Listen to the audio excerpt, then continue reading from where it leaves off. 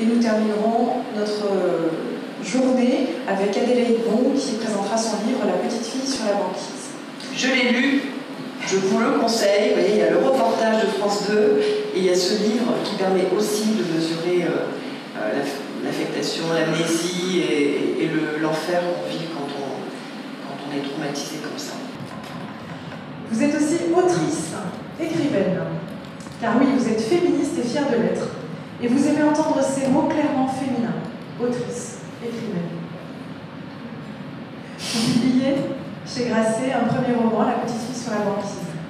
C'est un récit littéraire, c'est votre histoire. Celle de la petite fille de 9 ans que vous étiez, violée par un inconnu dans la cage d'escalier de votre immeuble. Votre récit est poignant, sans voyeurisme. Les conséquences de cette terrible agression y sont détaillées avec patience et minutie. Vous utilisez des images, des méduses, la banquise. Votre livre est aujourd'hui traduit en 8 langues. Mesdames et messieurs, Adélaïde Bon.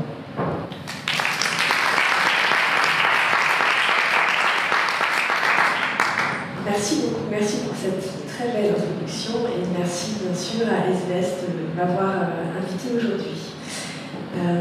Ce que je vous propose, c'est dans une première partie de vous parler un peu à la fois de la genèse du livre, du pouvoir des mots, et de ce que les mots ont de politique, notamment aujourd'hui. Et après, je répondrai à des questions s'il y en a, ou sinon je continuerai à parler s'il y a des questions. Et du coup, je veux bien, parce que j'ai dit l'un qu'au bout de 2 heures, tu me fasses un petit rappel à moi. Alors, je voudrais commencer à parler de pourquoi j'ai écrit ce livre. Vous l'avez compris, La petite fille sur la banquise, c'est moi. C'est moi et c'est cette partie de moi qui est restée pendant des années sur une... J'ai appelé ça une banquise, d'autres appellent ça une boîte noire, d'autres... Chaque victime a un imaginaire particulier pour désigner cet espace clos où tout est fermé et d'où on ne peut pas sortir. Ces parois sur lesquelles on tambourine pendant des années en cherchant de l'aide de tous côtés, sans toujours le trouver.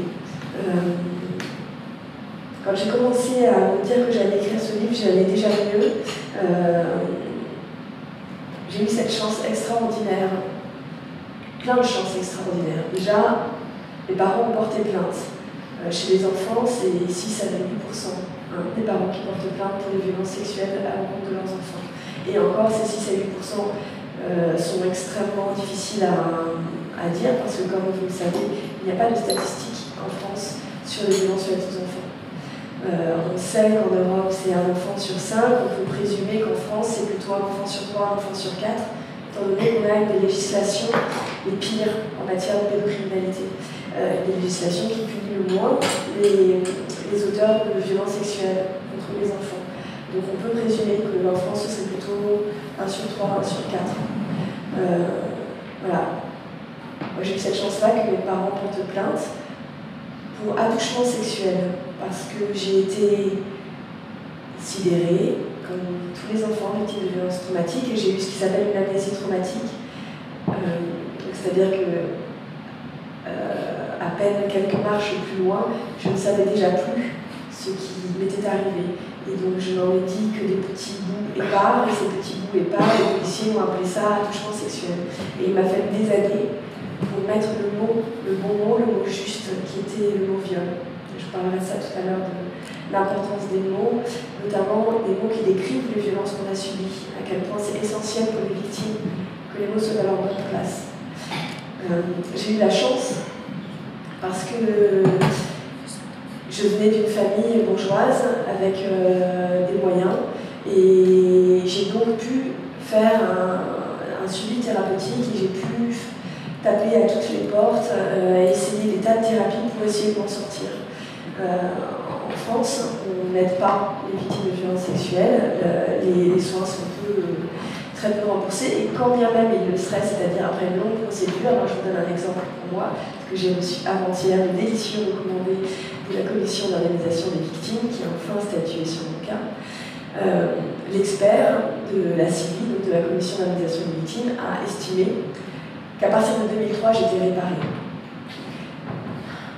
J'ai fait 17 ans de travail sur moi, 17 ans de thérapie, dans tous les sens, de tous les côtés. 17 ans pour qu'enfin un état de stress post-traumatique soit diagnostiqué et que je comprenne que ce que je vivais comme étant ma folie, ma perversité, ma violence et ma haine ne m'appartenaient pas et que je puisse les rendre à mon agresseur. Sur ces 18 ans-là, 3 sont pris en compte par la société, 3 sont remboursés. Les victimes ne sont pas aidées du tout financièrement pour pouvoir avoir le parcours de soins qui est nécessaire à ce qu'elles aillent mieux. Et heureusement qu'il commence à exister des associations comme SOS pour commencer à avoir un endroit de sécurité et de soins pluridisciplinaires pour les victimes. Ça, j'en parlerai aussi du rôle du corps. J'ai eu de la chance parce que 25 ans, je crois, je suis un peu nulle en chiffres, mais après les faits, j'ai eu un coup de fil d'un commissaire de police qui m'a dit que l'agresseur, enfin en tout cas qu'un suspect avait été interpellé. J'ai eu de la chance parce qu'il y a eu un procès aux assises.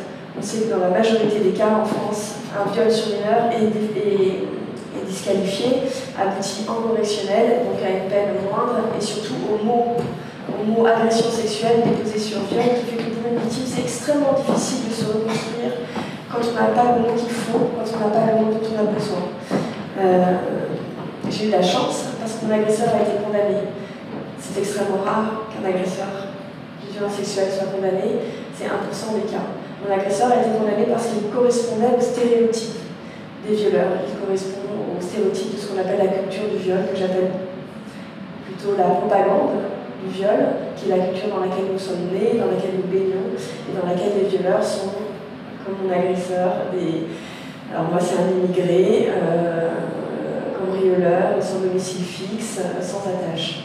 Sauf que les violeurs, généralement, c'est nos meilleurs amis, nos oncles, nos pères, nos notables, nos chirurgiens, nos gynécologues, tout ça. Vous savez tout ça aussi bien que moi, après cette belle journée où toutes ces choses-là ont pu être exposées. J'ai eu de la chance parce que j'ai rencontré au cours de ma vie des femmes extraordinaires. J'ai rencontré la docteure Muriel Salmona, avec qui j'ai pu être suivie en psychotraumatologie et qui m'a aidée à guérir et à ce que les symptômes s'arrêtent. J'ai rencontré le féminisme, j'ai rencontré un mot auquel je n'avais jamais eu accès de toute ma vie et qui est le mot tendresse. Qui est un mot qui était extrêmement abstrait et froid pour moi, jusqu'à ce qu'au procès, je rencontre les autres victimes de mon agresseur et que je me découvre avec elles un territoire commun, un territoire doux, un territoire de compréhension et dans lequel les mots prennent tout leur sens, une tendresse qui aujourd'hui, je l'espère, grâce à des événements comme celui-ci, peut enfin se tresser de victime en victime et à force de nous tenir les mains, la banquise, j'espère bien qu'on la fera fondre. Voilà, ça c'était mon introduction. Alors je vous disais tout à l'heure que j'avais envie de vous parler des mots à l'envers. Qu'est-ce que c'est pour une victime de violence sexuelle de poser les bons mots au bon endroit? C'est ce qui a motivé pour moi l'écriture du livre. C'est-à-dire, moi j'ai vécu toute ma vie avec des mots qui n'allaient pas. J'ai toujours voulu écrire. Bon, j'écrivais des tas de trucs, je perdais mes carnets, on m'a piqué mon ordinateur, j'avais des crises d'angoisse infernales dès que je commençais un projet qui allait un peu plus loin que 2 paragraphes. Et je ne comprenais pas pourquoi j'avais un rapport au mot si compliqué. Et puis quand j'ai dit des crises d'angoisse, c'était des crises violentes comme on a quand on est victime, avec de l'automutilation, des violences faites à soi-même, etc., de la sidération, des temps d'association. Et j'ai mis beaucoup de temps à comprendre que c'est parce qu'on m'avait volé mes mots le jour où on m'a violée. Parce que les mots m'ont pénétré au même titre que le sexe de mon agresseur, ces mots à lui. On parle de colonisation, je crois qu'on vous en a parlé juste avant. Qu'est-ce que c'est que la colonisation? C'est la violence, la perversité, la haine, dans ce qu'elle a de plus concret, de plus réel, c'est-à-dire de ce qu'elle fait dans un corps, de comment ça vous tend, de comment ça vous enlaidit, de comment ça vous dévore de l'intérieur, qui vous pénètre au plus profond de vous, dans un endroit auquel vous n'aurez plus accès après, qui s'appelle l'amygdale cérébrale, et un endroit qui va sans arrêt s'éveiller et vous envahir par effraction à tous les moments de votre vie. Vous allez être d'excellente humeur, avoir passé une très belle journée, et tout d'un coup, sans savoir pourquoi, la vie ne vaut plus d'être vécue, et vous n'avez qu'une envie, c'est d'arrêter. Et vous n'en pouvez plus. Et pourtant, 10 minutes avant, ça allait parfaitement, vous souriez à la ronde. Et voilà, ça, c'est une des choses dont on parle peu aux autres, parce qu'elles sont impossibles à décrire, elles sont très difficiles à expliquer, et ça a été une des choses que j'avais le plus à cœur, de faire comprendre aux proches, et de pouvoir aider aussi les victimes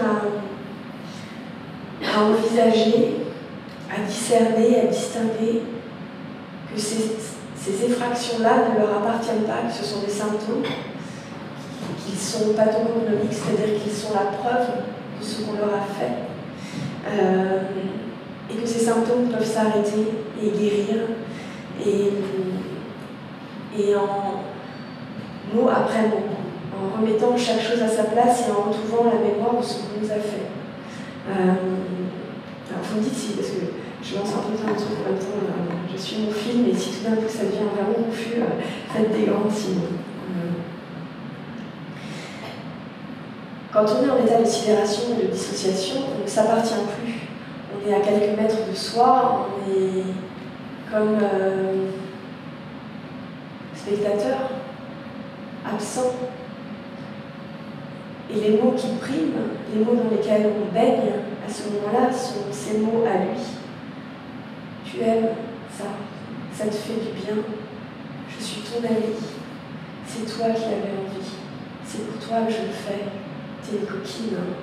Tous ces mots-là, on les prend pour soi, et ça devient, c'est moi qui l'ai voulu, c'est moi qui aime ça. La violence, c'est du plaisir. La haine, c'est de l'amour. Un ennemi, c'est un ami, et tout se renverse. Et à partir de là, plus rien n'est à sa place. Et vous vivez votre vie à côté de tous ceux qui vous aiment, mais vous la vivez dans un monde renversé. Alors vous souriez, vous faites tout ce que vous pouvez pour que personne ne s'en rende compte, parce que vous êtes assez persuadés, en tout cas moi j'avais peur de ça. Petite, j'avais peur qu'on me brûle parce que j'avais 9 ans et que les exemples que j'avais en tête c'était les sorcières et le démon, et je pensais que j'avais le diable en moi et que c'était le diable qui me donnait ces idées-là, cette violence-là, cette perversité, ces gestes que je me faisais à moi-même. Et un peu plus grande, j'ai pensé plutôt que j'étais folle, que j'étais violente et profondément perverse, et puis j'avais envie qu'on continue à m'aimer, donc je faisais tout ce que je pouvais pour le cacher, pour le dissimuler, pour qu'on continue à me regarder telle que j'étais avant, cette petite fille que moi je ne connaissais plus et qui existait encore dans le regard de ceux qui m'aimaient. On vous a parlé tout à l'heure de la difficulté des victimes à parler. Bien sûr que les victimes ne parlent pas à leurs parents, mais elles n'ont tellement pas envie que leurs parents le sachent, elles ont envie que leurs parents continuent à les aimer telles qu'elles étaient avant. Moi, j'ai déployé des trésors d'intelligence et de créativité pour faire croire à mes parents que j'étais la fille la plus rayonnante de l'humanité, et ils m'ont cru. Et ils sont tombés des nues il y a quelques années quand j'ai dit, quand je leur ai parlé pour la première fois, vraiment. Voilà, donc. Et ce discours de l'agresseur, ce maître des mots, non seulement la victime baigne dedans, mais il se trouve que, comme on vit dans un pays où la culture du viol prime, c'est aussi le discours qui est servi sans arrêt par les médias, et la victime par les médias, par les œuvres d'art, par les textes qu'on lit. Et en première, elle va étudier Don Juan, et dans la grande tirade de Don Juan, qui est quand même une apologie du viol, on va lui dire « Ah, c'est formidable, qu'est-ce que c'est bien écrit ?» Et à aucun moment, je pensais des exemples là parmi d'autres, mais à aucun moment, personne ne va dire ce discours-là de l'homme comme prédateur et de la femme comme objet de prédation ne va être déconstruit, ne va être décontaminé. Et donc, on passe d'une première colonisation à 1000 autres colonisations, à 1000 autres contaminations perpétuelles. Et la parole de la victime, de contamination en contamination, va se retrouver de plus en plus enfermée. C'est pour ça que c'est aussi important, des journées comme celle-ci, de déconstruction de ce monde dans lequel on vit et qui est un monde qui est construit sur les bénéfices que certains ont à détruire le corps et la vie de certains autres, de certaines autres, parce qu'en majorité c'est les enfants et ensuite les femmes. Voilà. Je voulais vous parler aussi du rôle du corps. Vous savez que chez SBS, ils utilisent des ateliers d'escrime avec une approche pluridisciplinaire. Donc tout ça, je ne vais pas vous le raconter parce que je suis sûre que vous le racontez très bien, etc. J'avais envie de rajouter un point dessus. Cette importance du travail corporel pour les victimes. Parce qu'un corps violé, c'est d'abord un corps morbide. C'est d'abord un corps qui est mort. C'est un corps qui a été utilisé comme objet et qui a été défini comme objet. Du jour où on a été violé, on ne voit plus son corps que comme un objet. Là encore, on rentre dans des siècles de séparation de l'esprit pur et du corps vide. Et finalement, la victime se retrouve, s'identifie à ce discours qu'on lui sert dans tous les textes qu'elle lit et dans les choses qu'elle entend. Et elle a besoin, de la même manière qu'elle a besoin de décontaminer son langage, elle a également besoin de retrouver le lien avec un corps vivant, avec un corps désirant. Parce qu'on dit, notre corps nous appartient. Mais non, notre corps fuit nous.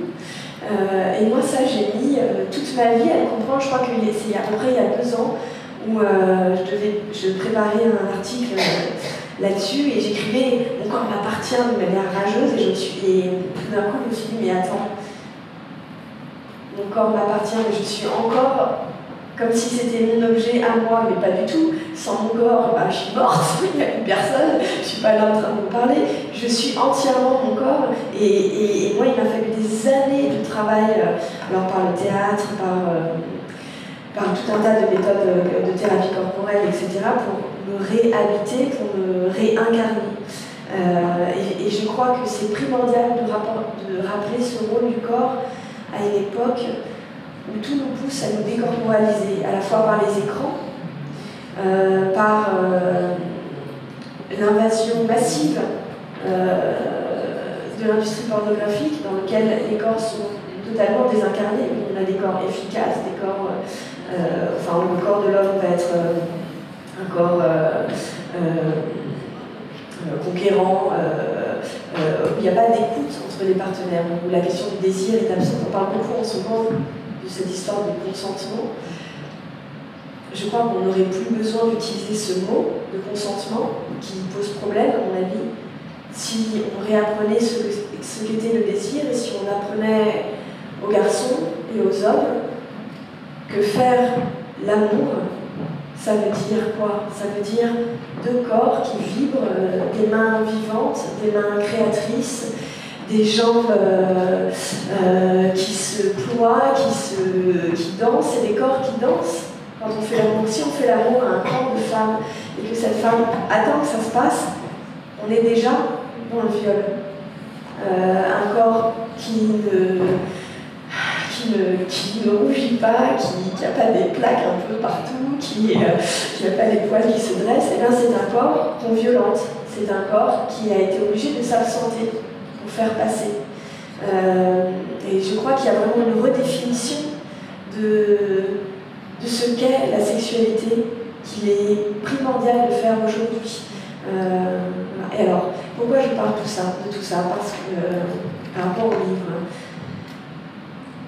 je vous disais tout à l'heure qu'un des moteurs d'écriture de ce livre, ça a été de remettre les mots à l'endroit, de remettre les mots dans le bon sens et de permettre que ce livre puisse être un outil, à la fois pour les victimes et pour les proches, de faire comprendre ce que c'est que ce monde à l'envers dans lequel elles vivent. Mais un des autres moteurs du livre, alors comme elle vous l'a dit, je suis comédienne. Je me suis donc laissée traverser par des mots pendant des années sur un plateau. Et je sais, comme il est nécessaire que le corps comprenne en même temps que l'esprit, et qu'un esprit qui n'est pas en lien avec un corps a beaucoup de mal à comprendre les choses réellement profondes et réellement vibrantes du monde. Et ça, je le sais parce que sur un plateau de théâtre, on peut faire passer l'éternité dans une poignée de main. On peut faire des choses extrêmement puissantes sur un plateau de théâtre, qu'ensuite les gens vont mettre 1000 et 1000 mots là-dessus. Et donc j'ai travaillé énormément à ce que mon lecteur ne puisse pas faire autrement que d'être traversé, que cette histoire, en l'occurrence la mienne, le pénètre par toutes ses pores, et que sa compréhension de ce qu'est qu'une vie après un viol, ce soit une compréhension physique, une compréhension dont il ne puisse plus se défaire, une compréhension qui soit acquise presque cellulairement. Parce qu'on parle beaucoup du viol aujourd'hui, et pour autant, comme vous le savez, depuis 4 ans, les condamnations pour viol baissent, les projets de loi ne sont pas suivis d'actions politiques, on en parle, et peu de choses se font. Beaucoup de choses se font sur le plan associatif, sur le plan citoyen, mais peu de choses se font au niveau politique, peu de choses se font au niveau institutionnel. Très peu de choses, bien trop peu. Hein. Si on pense à un enfant sur 4, bien trop peu. Voilà, donc ça c'était un des moteurs. Alors, je ne sais pas si j'y ai réussi ou pas, mais c'était pour vous dire qu'est-ce qui pousse à écrire un livre sur sa propre histoire. Et une troisième chose, j'ai oublié de dire par rapport au corps, je vous ai parlé tout à l'heure de l'amnésie traumatique, correspond à l'amnésie traumatique une anesthésie corporelle. Moi par exemple, j'ai perdu mon bassin pendant plus de 20 ans et je m'en suis rendu compte tout à fait par hasard. J'avais pas idée qu'en fait les autres sentaient leur bassin, parce que moi j'avais pas souvenir de l'avoir senti un jour. Et ça, on a beaucoup de mal à l'imaginer quand on n'a pas été victime soi-même, qu'on puisse perdre des parties entières de son propre corps, n'avoir plus aucun lien avec elle, ne plus sentir son propre bassin qui est pourtant aussi du corps et qui est parfois une partie sans doute importante de l'anatomie. Alors voilà, tac, et puis là, à mon avis, c'est le dernier point. Je ne sais pas quelle heure il est, mais.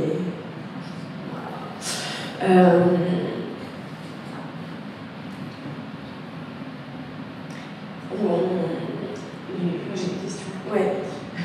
Par rapport du coup à ce livre, est-ce que vous avez reçu des témoignages de personnes, parce que là c'est votre histoire, mais est-ce que des victimes vous ont raconté et qu'est-ce que ça fait d'entendre ces histoires, de les lire? C'est une formidable transition, parce que c'est exactement ça que je voulais dire. C'est magnifique. Trop fort. Et bien précisément, de l'importance d'écrire et de dire et de témoigner. Parce que tout ce que j'ai vécu ne m'appartient pas. Toute mon intimité n'est pas la mienne. Mon intimité, je la découvre très récemment, disons depuis 2 ans et demi, depuis que ça va vraiment beaucoup mieux et que que mes symptômes se sont arrêtés. Et cette intimité-là, je n'en ferai pas un livre, parce que pour le coup, c'est la mienne et elle ne me concerne pas. Et l'intimité donc 26 années, enfin dans le livre, des 25 années dont je parle, elle n'est pas à moi. Ça, c'est un slogan qui a été une des magnifiques. Je rends hommage par là à toutes ces femmes qui se sont levées dans les années 70 pour combattre. L'intimité, c'est politique. Et quand on commence à raconter l'intimité du viol, eh bien, cette intimité-là est la même pour toutes. Et j'ai reçu des centaines de témoignages de femmes qui me disent « Votre livre, c'est moi. Je l'ai distribué à toute ma famille et je leur ai dit « C'est mon mode d'emploi. » Et de la même manière que moi, je peux dire ça d'autres livres et que je crois... je parlais tout à l'heure des Chatouilles, du merveilleux film d'Andrea Bégon que je vous recommande d'aller voir. La parole des unes soutient la parole des autres. Et moi, il y a eu un moment dans l'écriture où j'ai vraiment été à un cheveu de tout arrêter et de balancer tout.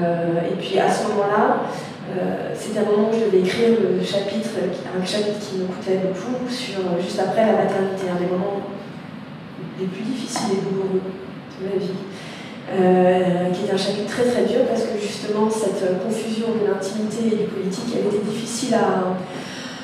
Voilà, ça me demandait du courage de me dire bon, ça m'appartient pas, il faut l'écrire quand même, et ça, si toi tu le dis pas, alors toute la chance que tu as, si toi tu le dis pas, qui va le dire. Mais bon, pour autant d'écrire, c'était content. Et donc j'avais décidé d'arrêter et que ça suffisait les conneries, que ça me fait trop mal. Et donc j'ai été voir le spectacle d'Andrea Bégon, qui s'appelle donc Les Chatouilles, et qu'elle a tourné pendant des années sur sa propre histoire. En sortant du spectacle, je suis rentrée à pied et tout d'un coup, je ne suis pas allée chez moi, je suis allée dans mon bureau et j'ai écrit jusqu'à 4 h du matin et j'ai recommencé l'écriture du livre. Ce livre qui est là aujourd'hui. Sans la parole de cette femme, à ce moment-là, il n'y aurait pas ce livre. Sans mon livre, il n'y aurait pas autre chose. Et sans autre chose, il n'y aurait pas encore autre chose. Et tout ça forme cette tresse de paroles dont je parlais tout à l'heure, cette sororité, cette tendresse qui est une puissance incarnée dans la parole entendue et écoutée, et dans la parole accueillie des unes et des autres. Alors, je m'excuserai de parler au féminin, mais j'ai tendance à parler toujours, à faire que le féminin l'emporte plutôt sur le masculin sur ces questions-là, étant donné les statistiques. Mais je n'oublie pas les garçons victimes. Simplement, voilà, on change un peu la règle grammaticale de temps en temps, ça fait du bien. Ah oui, et donc pour finir, je crois que c'est à nous aujourd'hui d'inventer de nouveaux mots. Et une des choses qu'on peut faire, parce que bien sûr que c'est très décourageant. Les promesses d'un gouvernement qui ne sont si peu tenues, c'est très décourageant. Cette justice qui punit moins qu'avant, c'est très décourageant. C'est très décourageant, cette marche qui se tient aujourd'hui, où dans les médias on parle que de celle des Gilets jaunes, c'est très décourageant. Pour autant, j'avais envie de finir en donnant du courage, parce que justement, moi les mots m'ont sauvée. Le jour où j'ai pu poser le mot viol sur ce qu'il m'avait fait, je me suis sentie moins folle, je me suis sentie plus légitime. Et je pense qu'on peut chacun faire sa part. Et cette part, elle commence en utilisant des mots précis. La violence, c'est d'abord la confusion. Dans ce monde à l'envers, c'est beaucoup de la confusion. On ne sait plus très bien ce qu'on nous a fait, on ne sait plus très bien ce qu'on y a senti, on ne sait plus très bien quelle part on y a pris. Tout ça est extrêmement confus. Et cette confusion, on peut la combattre les uns, les unes et les autres, en prêtant attention aux mots qu'on utilise, en disant pédocriminel plutôt que pédophile, parce que pédophile, c'est l'ami des enfants, et c'est précisément ce qu'ils nous disent. En utilisant viol en réunion plutôt que tournante, parce que qui tourne autour de la victime sinon l'agresseur. En prêtant une attention extrême à préciser sans arrêt, à être concret dans ce qu'on demande. Voilà. Je crois que ça c'est une chose qui peu à peu peut transformer, je crois, immensément au pouvoir et à leur puissance. Et cette puissance-là, elle contamine, mais dans le bon sens du terme. Plus vous êtes précis face à une victime, plus elle sent que votre écoute est solide, et plus ça lui permet de libérer, alors je déteste ce terme de libérer sa parole, mais plus ça lui permet d'avoir un espace pour accueillir sa parole. Voilà. Et une autre chose que je voulais dire, je crois aussi qu'il est temps d'être créatrice et créative. On est dans un monde extrêmement terrifiant. Hein. On nous dit que dans 2 ans, c'est foutu pour le réchauffement climatique. On nous dit que 60% des espèces sont mortes. Et on sait bien que les violences faites aux femmes vont de pair avec les violences qui ont été faites à la nature et que ce mouvement de société qui a commencé à la Renaissance avec le féminicide essentiel et l'exploitation de la nature, tout ça peut être pensé différemment et qu'on peut réfléchir à notre propre manière de transformer nos rapports à autrui, au monde qui nous entoure, à la nature, à créer nos propres rituels. Si la justice ne fonctionne pas, inventons une justice qui n'est pas faire justice par soi-même et aller casser la gueule du connard, mais faire des œuvres d'art, écrire, se réunir, chanter, inventer des mouvements de contestation nouveaux, faire des danses devant les tribunaux, je ne sais pas, mais je crois qu'il est nécessaire aujourd'hui d'inventer de nouvelles formes et que ces formes-là, puisons dans nos créativités. Et alors, je dis ça particulièrement aujourd'hui dans ce contexte, en ayant vu toutes les œuvres qui sont en bas.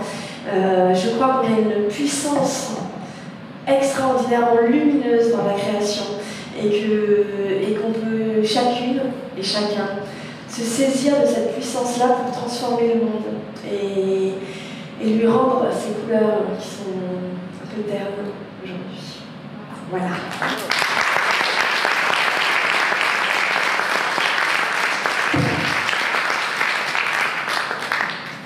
Merci. Si vous avez des questions, c'est le moment. Levez la main et un micro arrive à vous.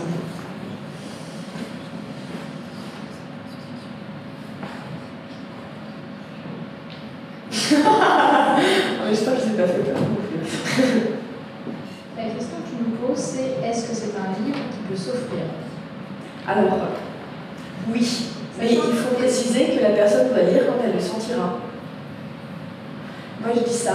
C'est un livre qui peut très bien traîner sur une bibliothèque pendant 2 ans, puis quand ce sera le bon moment, elle le prendra. Il le prendra. Offrir un livre, ce n'est pas obliger la personne à lire. Mais quand on l'offre, c'est qu'on pense que ça peut être un outil. Et si on pense que ça peut être un outil, les outils, on s'en sert quand on en a besoin. Le marteau, on l'a à la maison, on ne s'en sert pas tous les matins. Mais on l'a. De la même manière que c'est un outil parmi tant d'autres, il y en a 1000 autres et vous êtes en train de créer, SBS en crée, sans arrêt on crée de nouveaux outils, mais offrez-le comme on offre un joli tournevis. Tout ce que vous avez vécu, est-ce que vous avez pu retrouver une vie normale, de mariage, avec enfants Oui. Alors, ça me semble toujours assez miraculeux. Après un bon millier d'histoires foireuses, que je n'ai d'ailleurs pas toutes racontées dans le livre parce que ça aurait été bien répétitif, je suis tombée sur un mec vraiment bien, et, avec qui je me suis mariée et avec qui j'ai un petit garçon.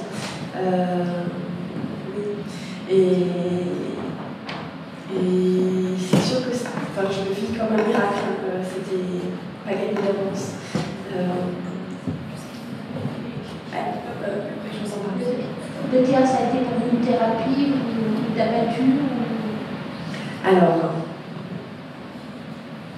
oui. J'ai mis du temps à m'en rendre compte. Moi, j'ai commencé le théâtre parce que sur scène, je me sentais d'une liberté que je n'avais pas ailleurs. Et sauf que je ne pouvais pas, à l'époque, je n'avais pas du tout les moyens de penser de cette manière-là. Donc simplement, je me suis adonnée au théâtre comme on rentre en religion et c'était toute ma vie, le théâtre. Je suis entrée en vocation. Malheureusement, mes symptômes ont fini par me rejoindre sur le plateau. Et donc, ça a commencé à devenir difficile, le théâtre. Le théâtre est un endroit extrêmement rassurant parce que sur le théâtre, on est objet de désir. On n'a pas besoin d'être sujet, on n'a qu'à se laisser traverser. On crée les pas en dessous. Donc c'était très confortable au début, ça m'a permis beaucoup. Et à la fin, c'est devenu très destructeur. Enfin, à la fin, à un moment donné, c'est devenu très destructeur parce que justement, ça n'est pas une thérapie. Moi, je crois que la thérapie, c'est la thérapie. Dans le sens où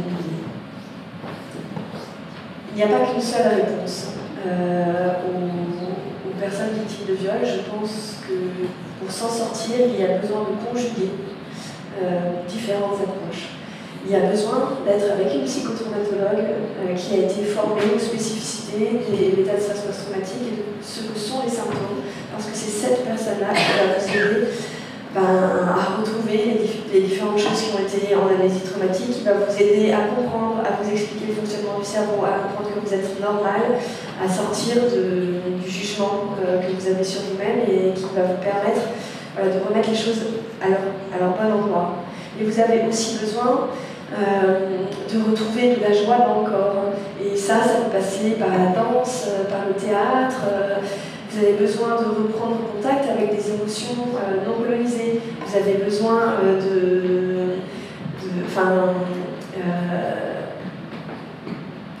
quand elle est bien menée, de justice. Moi, la justice, ça a été extrêmement réparateur dans mon parcours. Bon, parce que j'ai eu cette chance inouïe que ça se passe plus ou moins, enfin plutôt bien. Je dis plutôt bien parce qu'il y a quand même eu, je crois que ça n'existe pas, 100% bien en termes de violence sexuelle, mais en tout cas plutôt bien. Parce que c'était un pédocriminel qui avait quand même violé des centaines de gamines et qui avait été arrêté à 67 ans, donc il était temps qu'il fasse son boulot. Et du coup, ça s'est quand même bien passé. Et ça a été réparateur. Et je ne saurais pas dire aujourd'hui, je dis je suis guérie. Je ne dis pas que je suis résiliente. Encore une fois, pour préciser les mots, pour moi ce terme de résilience, quand on parle de victime de violence sexuelle, je le trouve absolument obscène. Excusez-moi pour la violence du terme obscène, mais pourquoi je dis ça? Demander à une victime de violence sexuelle que personne n'aide, que personne n'écoute, que personne ne soutient, pour qui rien n'est fait dans la société pour que sa parole soit entendue, pour qu'elle ait les soins qui correspondent à la gravité des conséquences de ce qu'elle a subi, lui demander de s'en sortir et d'être courageuse et d'être résiliente, c'est vraiment... Alors, je n'arrive pas à trouver le truc qui n'est pas un gros mot, mais c'est vraiment du foutage de gueule. Je ne sais pas dire en fait poliment. Mais par contre, guérir, oui, parce que c'est des symptômes et que ça peut être assimilé d'une certaine manière à une maladie qu'on vous a imposée, infligée, et cette maladie se guérit, ces symptômes s'arrêtent. Moi, des symptômes avec lesquels je pensais vivre toute mon existence, dont j'ai d'ailleurs pensé pendant des années que ça n'était pas des symptômes, que c'était qui j'étais moi, et que c'était mon identité, et que donc voilà, que c'était à faire avec, je ne les vis plus aujourd'hui. Je suis guérie. Et tout y a participé. Le théâtre, les milliers d'expériences thérapeutiques que j'ai menées dans tous les coins, parce que du coup, une fois que j'ai enfin pu rencontrer la docteure Muriel Salmona et qu'elle m'a soignée, disons que le reste de la maison était quand même déjà bien nettoyé parce que j'avais fait un travail de malade sur le transgénérationnel, j'avais été voir la sophrologie, j'avais pas cherché. Voilà, je pense que c'est très complémentaire et que c'est pour ça qu'il faut une approche pluridisciplinaire de l'ostéopathie. Enfin, je veux dire, tout ça est très très important dans le soin des victimes de violences sexuelles parce que le corps, l'âme et l'esprit sont contaminés en même temps et de la même manière et de manière tout aussi violente. On ne peut pas traiter qu'un endroit, le reste continue à souffrir parce qu'on est un, on est notre corps. Encore une fois, longue réponse. Merci. Merci. Je vois. Madame? Oui, vous dites que vous avez beaucoup de chance. C'est peut-être votre façon effectivement de réagir, mais nous qui sommes extérieurs, comment on peut, puisque vous dites qu'il y a cette amnésie, comment nous on peut dire cet enfant-là, il lui est arrivé quelque chose et elle ne le sait même plus mettre des mots dessus. Il y a quand même un déni, comme vous l'avez expliqué, dans un monde qui ne veut pas voir les choses et qui ne veut pas l'entendre parce que c'est peut-être douloureux aussi pour eux. Vous avez la chance d'avoir des parents qui ont porté plainte parce qu'ils l'ont vu. Comment nous fait-on si on est confronté à un enfant où on a l'impression que l'entourage ne voit pas? Est-ce qu'on peut déceler quelque chose? Ça va être quoi les premiers signes qui vont nous dire attention, il y a peut-être un danger sur cet enfant qui a vécu dire? Alors, l'enfant parle de 1000 manières, et ces manières-là, effectivement, on peut les distinguer. Et on devrait d'ailleurs apprendre à tout le monde à connaître ces choses-là. Elles vont dépendre du contexte dans lequel les violences lui sont arrivées. Quand c'est des violences intrafamiliales, il va avoir des troubles du sommeil, parce que c'est souvent pendant la nuit que les violences ont lieu dans le cadre intrafamilial. Donc, un enfant qui présente des troubles du sommeil, des troubles de l'alimentation, un enfant qui a un rapport à la propreté qui est problématique, c'est-à-dire un enfant qui se lave beaucoup, qui se lave peu, un enfant qui laisse traîner des choses sales, ou qui, voilà, ça c'est des symptômes aussi. Un enfant qui a un rapport à la sexualité étrange, qui est hyper sexualisé, ou au contraire, soit qui parle beaucoup des sexualités ou qui a des réactions étranges quand il se trouve qu'on en parle. Un enfant qui est extrêmement discret, qui fait beaucoup d'efforts pour qu'on l'aime. Un enfant qui... parce que l'enfant qui est victime de violences sexuelles, et c'est bien ça la double peine, ça va pas être l'enfant dont on se dit, voilà, lui, l'enfant qui fait un bordel de malade dans la classe et que tout le monde va se dire, celui-là, il a un problème. Non, celui qui vit des violences sexuelles, c'est le petit discret dans le coin là qui se fait pas remarquer, qui fait pas de vagues. Parce que c'est celui qui veut qu'on l'aime. Mais il va s'exprimer d'autres manières. Donc, il va son sommeil, l'alimentation, le rapport à l'hygiène corporelle, qu'est-ce que j'oublie, le monde imaginaire, c'est des enfants qui vont développer souvent un monde imaginaire très fort, qui vont avoir des amis imaginaires, ou qui vont, moi je lisais énormément, qui vont donc s'isoler dans un monde un petit peu à part. Je sais que j'en oublie plein. S'il y en a qui ont des idées, dites oui. Si on va travailler avec pas mal d'enfants après. Alors, attends, il faut que tu prennes un micro, Isabelle. Donc, docteur Isabelle Marie. Oui, pour avoir quand même croisé, ma collègue infirmière aussi qui a travaillé avec l'aide sociale à l'enfance, on a croisé beaucoup d'enfants victimes d'agressions sexuelles. L'enfant très discret, certes, mais l'enfant. Oui, aussi, hein, bien sûr. C'est pas. Voilà, il ne faut pas les limiter parce que. Voilà, je voulais juste rajouter ça. Après, et d'autres si, je suis tout à fait d'accord avec ce que vous dites, hein, des troubles alimentaires, notamment. Je sens qu'il me manque un gros, mais j'oublie que. Tu allais voir citer les automutilations. Ah oui, les voilà, si, c'est ça. Les violences faites à soi-même. Hein, la haine de soi. La haine de soi et les violences faites à soi. Alors, bon, parfois elles sont très discrètes, parfois elles sont extrêmement visibles, mais ça, c'est quand même un énorme symptôme. Merci, c'était celui-là le gros qui me manquait. Et oui, bien sûr, parce que, en fait, bien sûr, il y a les deux. Je parle plus souvent de l'enfant discret parce qu'on a tendance à se dire que ça va se voir et on les oublie souvent, les enfants discrets. Mais bien sûr que l'enfant qui fait tout pour appeler à l'aide, il appelle à l'aide. Hein. C'est sûr. Dans votre parcours de déshérence et peut-être de sidération, tout ce dont vous avez parlé, est-ce que les gens qui vous ont accompagné, vos proches, je pense à mes parents, ce que vous appelez tous vos proches, qui étaient forcément impuissants, je pense que c'est ce que je veux savoir, l'amour que vous portez, est-ce que vous arriviez quand même à le percevoir? Est-ce que quelque part ça vous a aidé? Alors, bien sûr, parce que j'ai eu cette chance inouïe, que vous ne saviez pas que je parle de chance, mais je parle de chance quand même, oui, par rapport à toutes les autres victimes. Hein, parce que c'est une chance que ce soit un inconnu, que ce soit pas un proche, enfin voilà, que je m'en suis sortie et que c'est immensément rare de pouvoir s'en sortir. C'est pour ça que je dis que c'est une chance et c'est une vraie chance. L'amour de mes parents m'a construit un socle sur lequel je ne serais pas de nouveau aujourd'hui, sur lequel je n'aurais pas pu écrire ce livre. Et même si je leur ai caché et menti, et que je me suis beaucoup éloignée d'eux, et que ça les a fait souffrir, eux, mes frères et sœurs, qui ne comprenaient pas pourquoi j'étais si distante, et qui m'en ont voulu aussi. Hein, j'ai notamment un frère qui était très en colère contre moi de cette distance que j'avais vis-à-vis d'eux. Mais n'empêche qu'ils m'ont aimé inconditionnellement et que cet amour-là m'a donné des jambes. Alors même si je n'ai pas toujours pu le recevoir, même si j'ai également été extrêmement en colère contre eux, notamment à l'adolescence, parce que je les haïssais de m'aimer autant. Je je me haïssais tant, c'était insupportable cet amour qui m'était donné. Je trouvais que c'était vraiment des gros mots, pardon. Mais bon, quand on est dans une telle haine de soi, l'amour est difficile à recevoir. Et c'est violent pour les parents et pour les proches. Hein, la violence qu'on fait aux enfants se répand. C'est une violence qui est faite à tout l'entourage. Et ils ont été impuissants. Alors après, bon, ils ne comprenaient pas très bien, et puis ils se sont dit bon, c'est une artiste, elle a des hauts et des bas. C'est un tempérament. Adélaïde, c'est un tempérament.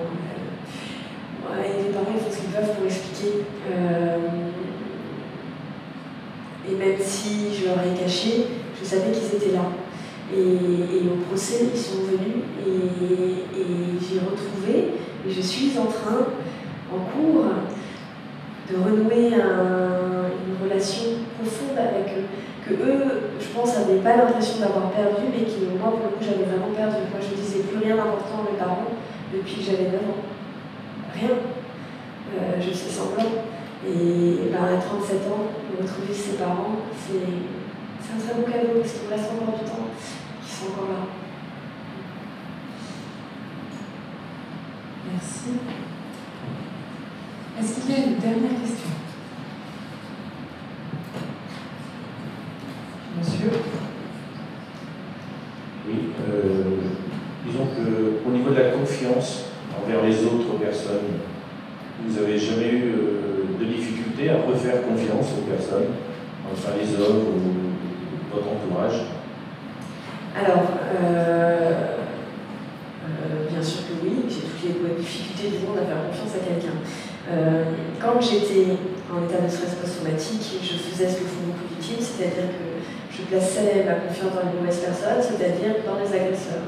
Parce que quand on est dissocié, on a l'impression qu'on fait confiance, on s'en remet totalement à quelqu'un qui c'est bien parce que c'est un agresseur qui dissocie, et donc on a des histoires. Voilà, on a l'impression d'avoir écrit sur la tête victime parce qu'on attire tous les pervers narcissiques à la ronde, et que ça devient bien répétitif au bout d'un moment de se dire mais c'est pas vrai, dès que je commence à aimer quelqu'un ou à lui faire confiance, mais parce qu'en fait c'est pas de la confiance, c'est de la sidération. La confiance, aujourd'hui, est-ce que je me remets à faire confiance? Alors, j'ai jamais eu trop de problèmes à faire confiance aux femmes. J'ai d'ailleurs, dans cette salle, la mère d'une de mes amies, j'ai des amies formidables, j'appelle ça mon groupe de bouffe, et avec lesquelles la confiance a toujours été immense. Et voilà, et avec qui je me suis toujours autorisée à être qui j'étais, parce qu'il y avait un amour inconditionnel et qu'on s'est toujours aimé sans juger. À l'égard des hommes, c'est sûr que c'est plus compliqué. Et ça l'est toujours, d'autant que, par exemple, pour mon fils, je suis méfiante des hommes qui tournent autour de lui.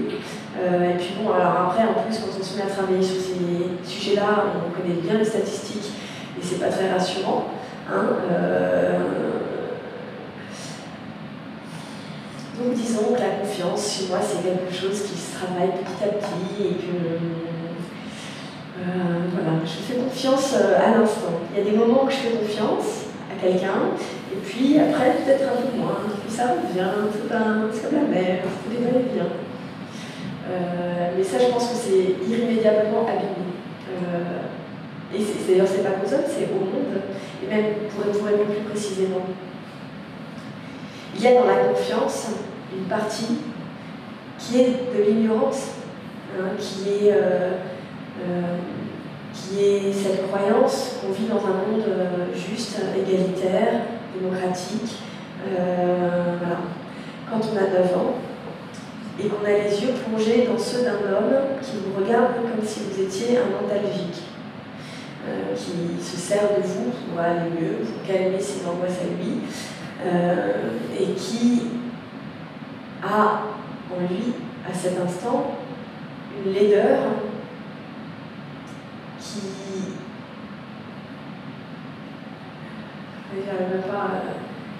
Une laideur qui n'a pas de mots pour se dire, qu'il n'y a aucun mot qui explique pour dire cette laideur-là.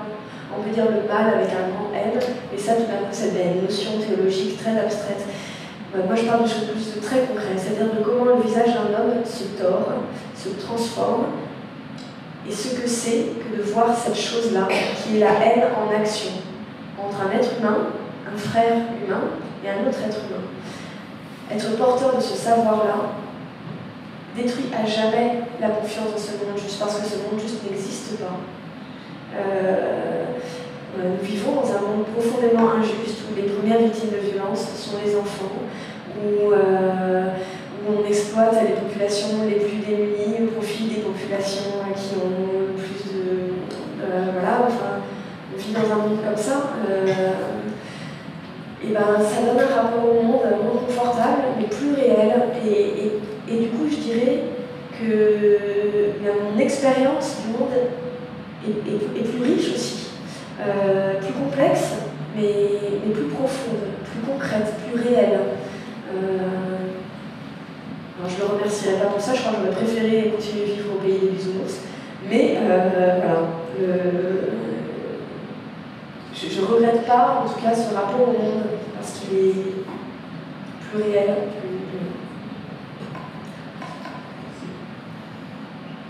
Merci. Merci encore Adèle Bon pour ce temps que vous avez accordé. Merci beaucoup.